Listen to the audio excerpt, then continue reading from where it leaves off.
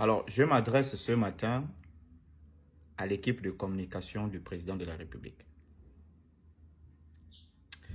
Alors, avant de développer mon propos, je vous laisse écouter ça. Brice Clotaire Oligui Nguema, si tu es un homme, pas seulement la grande gueule que tu fais, là où tu es... Alors, tous les Gabonais sont conscients que le président de la République, son Excellence Brice Clotaire Oligui Nguema, n'avait plus ce genre de problème sur Internet. Vous voyez, il n'avait plus ça. On ne trouvait plus, ça fait bientôt 1 an, on ne trouvait plus les gens qui l'insultaient, qui insultaient son père, qui insultaient sa mère, toutes ces choses. Sa communication était, voilà. Le problème là a recommencé quand il est parti en France. Vous savez, il y a des gens au Gabon là. Partout où le président part, sans qu'il ne soit invité, eux ils sont déjà là-bas.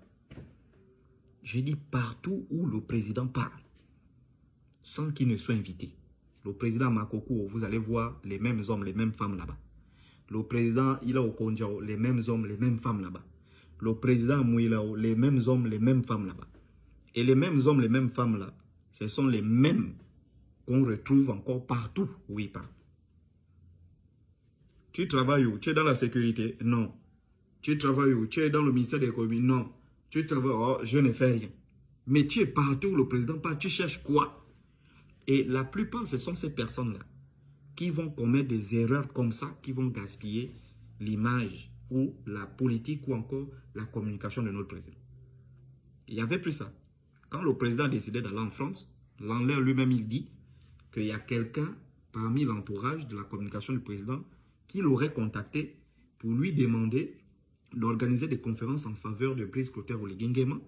Et en contrepartie, il va recevoir de l'argent. Donc, les conférences avaient pour objectif de rassembler la diaspora. Mais c'est une erreur des débutants pour 2 raisons. La première raison, Lanler n'a plus d'influence dans le monde. Il n'a plus d'influence au Gabon. Plus personne ne suit Lanler. À la limite, sauf si tu veux rire, tu peux regarder Lanler. Ça, c'est la première chose. La deuxième chose, Lanler n'est pas quelqu'un à qui vous pouvez confier des secrets ou que vous pouvez confier des missions. Parce que c'est un homosexuel perverti. Un homosexuel perverti ne garde pas des secrets. Vous avez vu en janvier 2014, quand il a exposé tous les secrets de coulisses juste parce qu'on lui devait de l'argent. Vous ne pouvez pas commettre ça. Moi, je ne suis pas membre de votre équipe, je ne suis pas membre de l'équipe etc.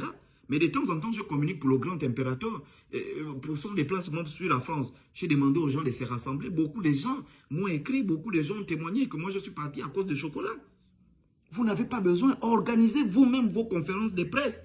Allez-y en France, passez en France 24, passez à ceci, vous organisez, vous appelez les gens à venir. Vous n'avez pas besoin de contacter quelqu'un, je ne sais pas, en France pour dire, oui, fais-nous le travail là pour que... Mais attendez, finalement, le président vous paye pourquoi?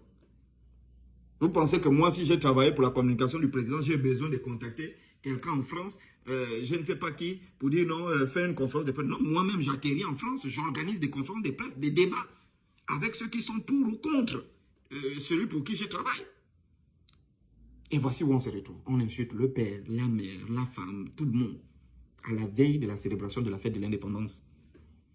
Quand on sait que le président de la République actuellement joue le rôle du ministre du Tourisme, le rôle du ministre de la Culture, le rôle du ministre de la Communication du Gabon, parce qu'il essaye de vendre son pays pour attirer les investisseurs pour financer ses projets, les bailleurs de fonds et autres, il souhaite organiser le sommet de l'Union africaine au Gabon en 2027 ou 2028 pour permettre justement de redonner la confiance ou bien vendre la destination Gabon à tous les autres pays africains. Et vous, lorsque vous commettez ce genre d'erreurs, ça vient entacher sa communication. Et ça fait bizarre, c'est très bizarre, parce que vous ne savez pas quelles sont les conséquences que ce genre de vidéos peuvent avoir comportées. Vous voyez un peu. Donc, grand impérateur, mon vous soutient, allez-y de l'avant. J'irai faire le sport déjà au bord des mers là, parce qu'on m'a dit que vous avez bien designé tout le bord de mer. Je vais faire le sport là-bas, essayer de filmer les infrastructures, ce que vous êtes en train de faire au moins pour avoir déjà... On m'a dit que c'est déjà comme... je ne sais pas, Palisade Beach ou Palisade Beach à LA. Donc, je vais essayer de voir. Et puis, nous, on n'est pas membre de votre communication, mais nous, on vous aime beaucoup. Voilà. On essaye de vraiment pousser pour tout ce qu'on peut faire.